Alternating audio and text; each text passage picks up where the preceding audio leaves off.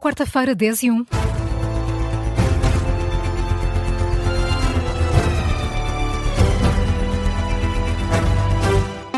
As notícias na Rádio Observador. Carla Jorge de Carvalho. Novo impasse na Operação Marquês. O Tribunal Administrativo de Lisboa aceitou a providência cautelar de José Sócrates para impedir a nomeação de um advogado oficioso. A notícia avançada pela CNN de Portugal. Em causa está o advogado oficioso Luís Carlos Esteves, nomeado pela Ordem, mas a nomeação aconteceu sem sorteio e por escolha direta do bastonário João Massano, que não divulgou a ata da reunião em que o nome ficou decidido. Luís Carlos Esteves tem agora 10 dias para se pronunciar sobre as razões avançadas pelo antigo Primeiro-Ministro na providência cautelar. Para esta manhã estava marcada uma nova sessão do julgamento. Ainda não é certo se os trabalhos vão mesmo arrancar. O Sindicato Nacional de Oficiais da Polícia admite que o caso da Esquadra do Rato em Lisboa é uma nódoa na imagem das forças de segurança, mas acredita que é um caso isolado. A ideia que já tinha sido defendida ontem pelo Ministro da Administração Interna. Convidado esta manhã no explicador, o Presidente do Sindicato, Bruno Pereira, admite a necessidade de rever os mecanismos de fiscalização do trabalho da Polícia de Segurança Pública. À parte deste caso, que efetivamente é perturbador, não tivemos até hoje nenhuma situação com estes contornos e, portanto, queremos acreditar que, sendo isolado, ainda que tenha uma dimensão e uma magnitude muito violenta, que põe em causa a forma como as pessoas encaram e veem uma polícia, é claramente uma nódoa muito grande que vai levar o seu tempo a limpar e, portanto, temos que claramente pensar e refletir sobre que mecanismos é que falharam, as causas que nos levaram até aqui e o que é que podemos fazer melhor para que isto não volte a acontecer. Em análise do caso da Esquadra do Rato, o professor Luís Tomé fala num caso com contornos preocupantes, deixou alerta para a crescente tendência de radicalismos e extremismos que estão a contribuir para o aumento da violência em toda a sociedade. Nós não estamos imunes aos processos de radicalização que atravessa todo o espectro político e todo o tipo de motivações. Este tipo de casos isolados não podem ser tomados como sendo a realidade comum nas forças de segurança, tem a gravidade particular. Estamos a falar de agentes, neste caso, que deveriam pugnar pelo combate à radicalização e às formas violentas de lutar por algumas causas. E, infelizmente, eu acho que não há suficiente consciência em Portugal das tendências fortíssimas de extremismo e, crescentemente, de violência política. Luís Tomé e Bruno Pereira foram os convidados do explicador desta manhã, depois de mais 15 agentes da PSP terem sido ontem detidos. São suspeitos de terem participado na tortura e na violação de cidadãos vulneráveis nas esquadras de Lisboa, do Rato e do Bairro Alto. Por agora, os detidos de ontem aguardam pelo primeiro interrogatório e consequente aplicação das medidas de coação. Passaram a última noite nas esquadras do Comando Metropolitano da PSP de Lisboa. E é lá que devem continuar, pelo menos até ao final desta semana, a altura em que deverão ser ouvidos pelo juiz. Isto é a data e o prazo previsto, admitido por uma fonte conhecedora do processo ao Observador. Além dos agentes da PSP, foi detido também um civil. A CNN de Portugal diz que se trata de um segurança de uma discoteca cujo envolvimento no caso ainda estará a ser investigado. As investigações começaram há 2 anos, em maio de 2024. Já foram detidas no total 25 pessoas. 9 estão em prisão preventiva. Entre os crimes apontados estão tortura grave, violação, abuso de poder e ofensas à integridade física qualificadas. Este é um trabalho que está em destaque no site do Observador e que é assinado pelos jornalistas Miguel Pinheiro Correia e Pedro Rainho. Absurda, irrealista e populista. É assim que Pedro Passos Coelho olha para a proposta do Chega de baixar a idade da reforma.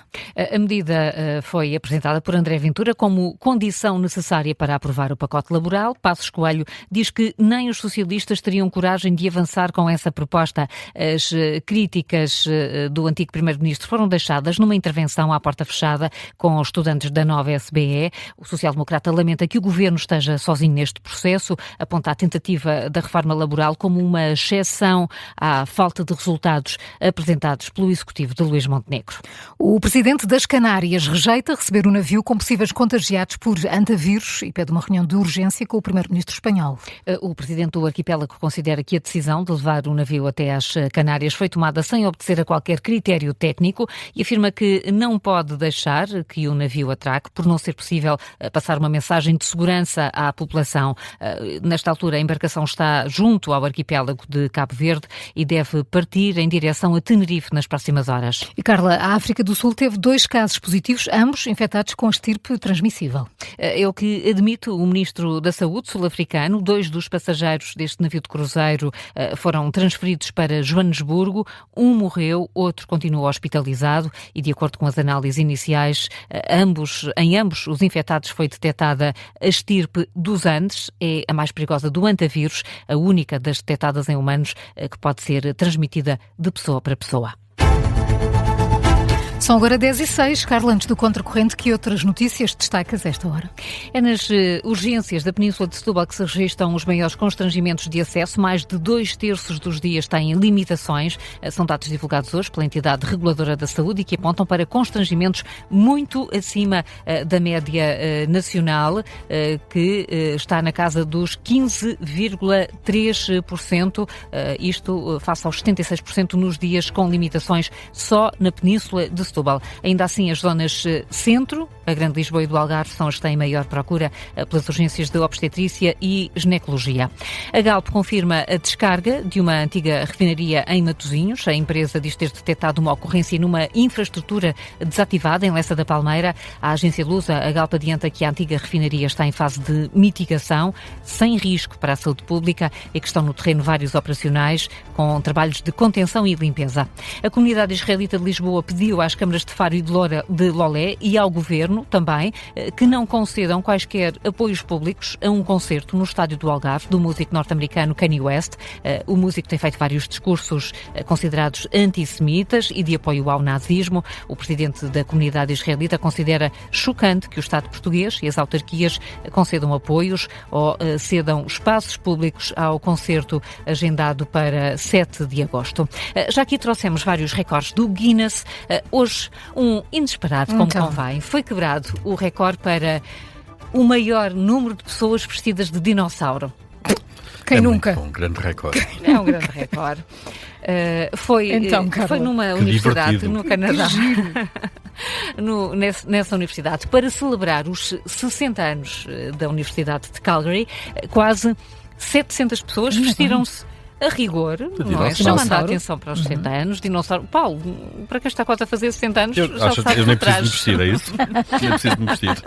Não, é para ser. Já és um dinossauro. Claro. E bateram um recorde que já havia nos Estados Unidos, em que eram quase 500 pessoas reunidas vestidas de dinossauros. Como é que eles sabiam que iam conseguir tanta gente? Porque havia regras para a participação. A Universidade pedia às pessoas que se inscreveram para confirmar que havia essa expectativa, e isso foi levado tão a sério que até havia cães vestidos de dinossauro, embora esses não tivessem contado. Vá-se lá saber porquê. É um cão-dossauro. Um gatossauro, podes também, tens lá em casa. Pronto, e então agora, se quiserem bater este recorde, fica a para a próxima edição. Mais de 700. Gatossauro. E a seguir vão mudar o nome da faculdade para Jurassic Park. Para aí. É uma boa ideia.